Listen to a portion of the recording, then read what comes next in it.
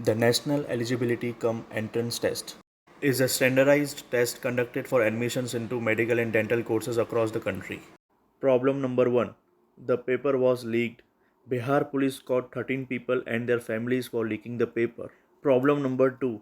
Where usually only 1 or 2 students used to get full marks, this time 67 students got full marks. Many of them had got the same exam center.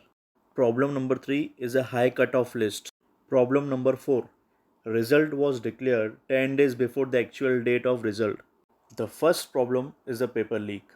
On 5th May, NEET exams were conducted in 4,750 centers. 24 lakh students sit for NEET exams. But the Economic Offences Unit of Bihar Police Department arrested 13 people in the paper leak case.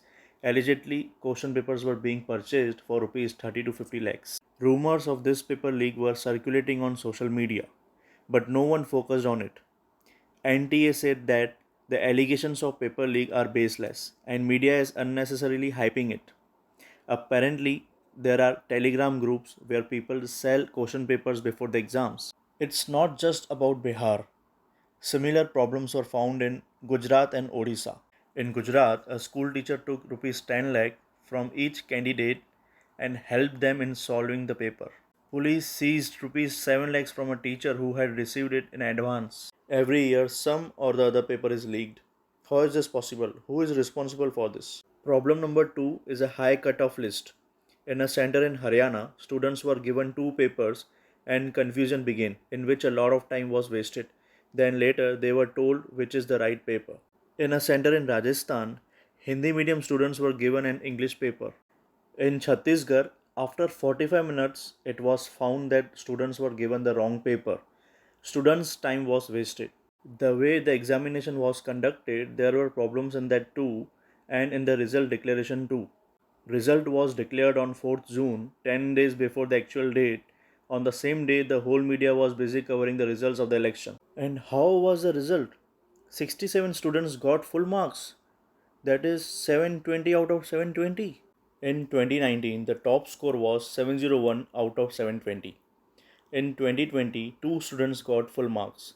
In 2021, 3 students scored full marks. In 2022, 4 students secured the top score of 715. And 2023, 2 students got 720 out of 720. But in 2024, suddenly 67 students got 720 out of 720.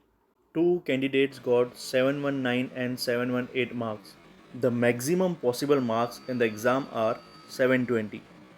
Total questions are 180. For every correct answer, you get 4 marks, and for every wrong answer, you got 1 negative mark. Let's assume that one question was not attempted at all, then 4 marks less. That is 716 marks should be the final score. And if the question is wrong, then 715 marks should be the score. So how can 2 students get 719 and 718 marks? The explanation of NTA is that the loss of time during the exam, students were given grace marks for that. That is why some students can get 718 and 719 marks.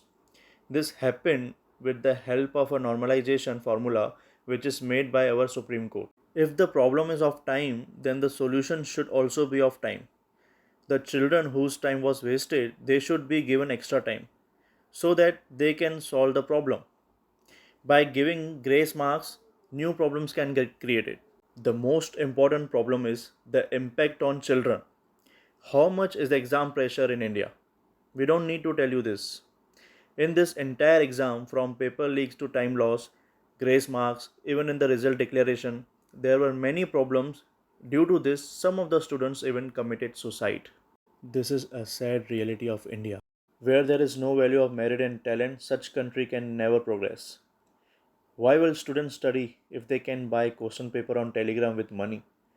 Why will people give exams when fake certificates can be made so that they can get reservations? These are the core problems of the country.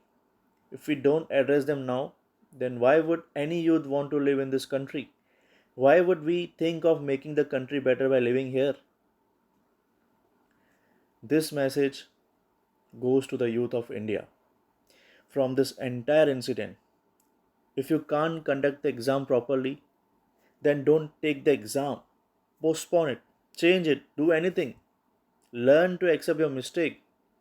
Thanks for watching. If you found this video helpful, please like and subscribe to my channel.